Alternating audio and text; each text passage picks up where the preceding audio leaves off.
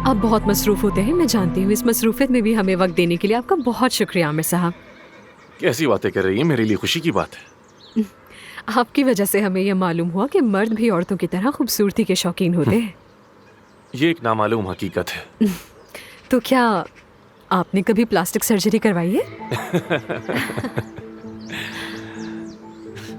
नहीं, नहीं करवाई, लेकिन अगर जरूरत हुई तो करवा लूंगा। लेकिन जो भी करवाता है वो तो यही कहता है कि हमने प्लास्टिक सर्जरी नहीं करवाई है। तो हमें कैसे यकीन आएगा इस बात पर? किसी अच्छे प्लास्टिक सर्जन से पूछ लें, वो बता देगा। ठीक है, आखिरी सवाल आपसे। ख़वातीन के साथ आपके किस तरह के ताल्लुकात हैं आमिर साहब?